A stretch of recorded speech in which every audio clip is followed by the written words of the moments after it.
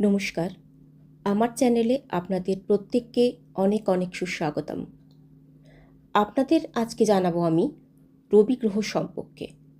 রবি কিন্তু একটা নক্ষত্র, যেটাকে আমরা সূর্য বলি। প্রত্যেক দিন সকালে যেটাকে উঠতে দেখি এবং যেটা অস্তের মাধ্যমে আমরা জানি আজকের দিনটা শেষ হলো, সন্ধে শুরু হলো। তো সেই রবি কিন্তু জ্যোতিষশাস্ত্রে একটা গ্রহ হিসেবে বিবেচিত হয়। বহু বহু বছর আগে যখন জ্যোতিষশাস্ত্র তৈরি হয়েছিল বা লেখা হয়েছিল, তখন কিন্তু এটাকে নক্ষত্র ভাবা হয়নি, গ্রহ হিসাবেই এর বিচার হয়েছে।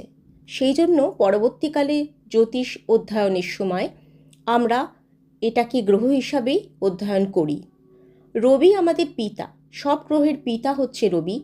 আমাদের জীবনে যেমন আমাদের পিতার অবস্থান, সেইভাবেই রবি গ্রহের অবস্থান আমাদের জীবনে ধরা হয়।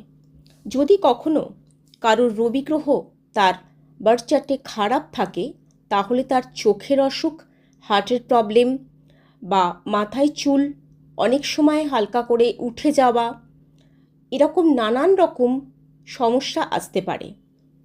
আবার লিভারেরও প্রবলেম হয় অনেক অনেক সময় রবি গ্রহ খারাপের জন্য।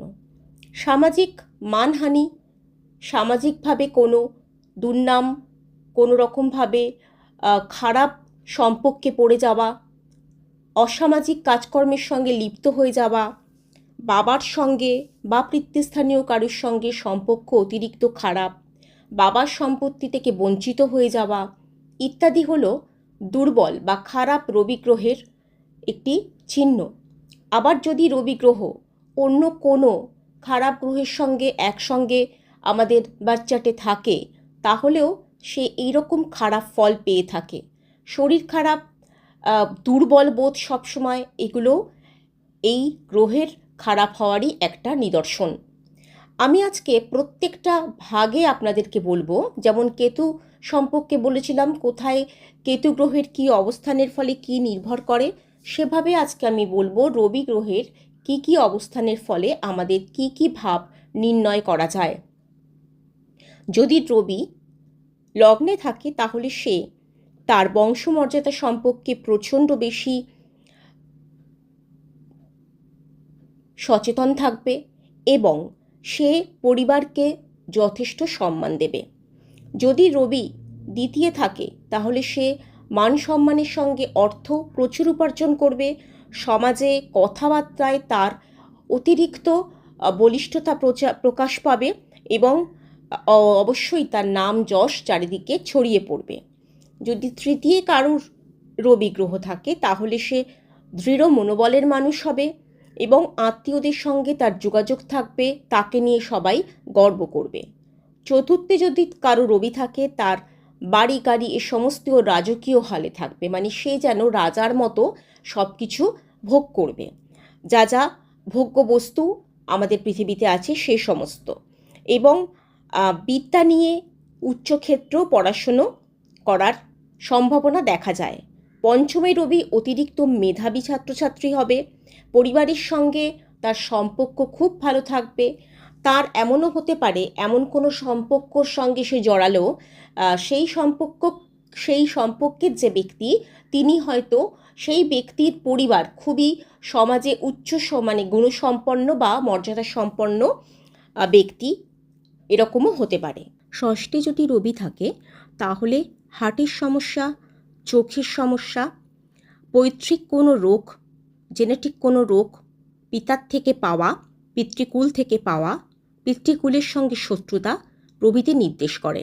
সপ্তমে রবি বিবাহের ক্ষেত্রে অনেকটা ঝামেলা করায়।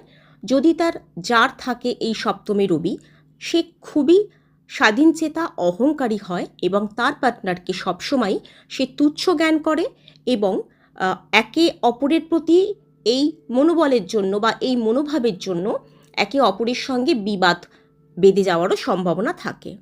অষ্টমে রবি থাকলে সে প্রচুর বদনাম কুড়িয়ে নেয় এবং অকারণে এই বদনাম হয়। সে ভালো কাজ করছে, তবুও তার বদনাম হয়ে যাচ্ছে। ঝামেলা, বিবাদ, মানসিক অবসাদ, এর থেকে সেই ব্যক্তি সর্বসময় চেষ্টা করে নিজেকে গুটিয়ে রাখার জন্য। নবম আমাদের ভাগ্যস্থান, সেখানে যদি রবি থাকে তাহলে সে নাম যশ, ভালো চাকরি, ভালো মানসিকতার মানুষ, আদর্শবাদী অবশ্যই হবে। দশম আমাদের পিতার ঘর, পিতৃস্থানকে নির্দেশ করে, সেখানে রবি থাকা মানে অবশ্যই তার কর্মভাবকেও নির্দেশ করছে, ভালো চাকরি, সরকারি চাকরির যোগ, সম্মানীয় পদ, তাছাড়া সৃষ্টিমূলক কাজের সঙ্গে সম্পর্ক, বাবার সঙ্গে খুব ভালো সম্পর্ক, বাবার থেকে প্রচুর সাহায্য পাওয়ার সম্ভাবনা, বাবার কুল থেকে অনেক সম্পত্তি পাওয়ারও সম্ভাবনা থাকা যায়। রবি একাদশে থাকলে সব ক্ষেত্রেই, রবি যখন তার দশা অন্তর্দশায় থাকবে তখন সে সব দিক থেকে লাভবান হবে। রবির যা যা কিছু ভালো আছে সেই দিক থেকে তার এই লাভবানের দিকগুলো সবসময় সে বেনিফিটেড হবে। কিন্তু ব্যাপারটা হচ্ছে অনেক সময় দেখা যায় অন্যান্য অনেক নক্ষত্রের কিছু কিছু অবস্থান থাকে যেগুলোর জন্য আমরা অনেক সময় এই সমস্ত যোগগুলো আমাদের বার্থ চার্টে থাকার সত্ত্বেও আমরা সেগুলো পুরোপুরি পাই না। সেটা একটা অন্য আলোচনার বিষয়, অন্য কোনো দিন এই নক্ষত্র কিভাবে আমাদের ভালো করে বা আমাদের খারাপ করে এগুলো আলোচনা করব। এবার আমি বলবো দ্বাদশে রবি। দ্বাদশটা এমনিই ব্যয়ের ঘর, তো দ্বাদশে রবি থাকা মানে প্রথমত তার পিতৃহানির একটা যোগ, বাবার সঙ্গে সম্পর্ক খারাপ যোগ, বাবার সম্পত্তি থেকে বঞ্চিত, বাবার বাড়ি থেকে তাকে বের করে দিল, জীবনে অনেক গুরুত্বপূর্ণ জিনিস তার চুরি হয়ে গেল, হারিয়ে গেল, এবং অনেক রকমের রোগ ব্যাধি তাকে ঘিরে ধরে। এই হচ্ছে আমাদের 12টা ঘরের রবির ফলাফল।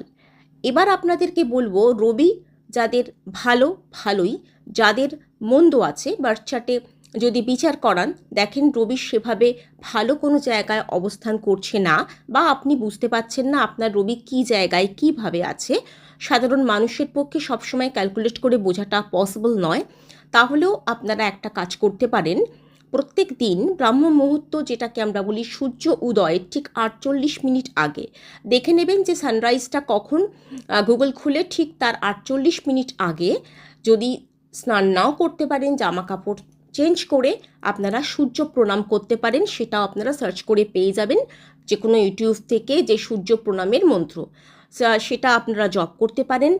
আর তাছাড়া আপনারা তামার গ্লাসে জল খেতে পারেন, যেটা রবি গ্রহকে মজবুত করে। আপনার বাবার সঙ্গে ভালো সম্পর্ক রাখুন, বাবা না থাকলে বাবা সম্পর্কিত কোনো মানুষ, সেরকম সম্মানীয় কোনো ব্যক্তির সঙ্গে ভালো সম্পর্ক রাখুন, দেখবেন আপনাদের রবি গ্রহ অনেক মজবুত হবে।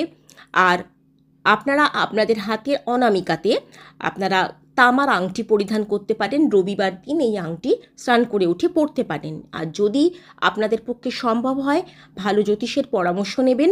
কি রবি একটা এমন জিনিস যা আমাদেরকে, আমাদের জীবনটাকে উজ্জ্বল করতে সাহায্য করে। যেরকম সূর্য যেমন না থাকলে পৃথিবীতে কোনো কিছুরই প্রাণের বিকাশ ঘটতো না, তেমনভাবে আমাদের জীবনেও সূর্যটা ঠিক তেমনই। সেটা যদি ঠিকঠাক জায়গায় আলোকিত না হয় তাহলে আমাদের জীবনটা সেই অন্ধকারেই পড়ে থাকে।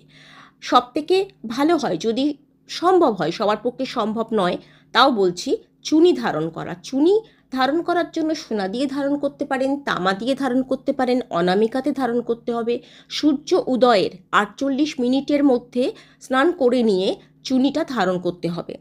এবং রবিবার করে নিরামিষ খাবেন, শ্রী বিষ্ণুর পুজো করতে পারেন, মহাদেবের হলে সোমবার পুজো করতে পারেন, শ্রী বিষ্ণুর পুজো রবিবার দিন করতে পারেন। আপনাদের যে রূপ আছে, জগন্নাথ নারায়ণ যা আছে, পুজো করতে পারেন। তাহলে অনেক সময় এই রবি গ্রহের খারাপ ফল থেকে আপনারা রক্ষা পাবেন। তাহলে আমার চ্যানেলের সঙ্গে জুড়ে থাকতে গেলে, আরও এরকম ইনফরমেশান পেতে গেলে এবং নিজেদের উন্নত করতে গেলে, সমৃদ্ধ করতে গেলে চ্যানেলটা সাবস্ক্রাইব করতে হবে, লাইক করে পাশে থাকতে হবে, অন্যান্যদের সাহায্য করার জন্য একটু শেয়ার করে দিতে হবে। ধন্যবাদ।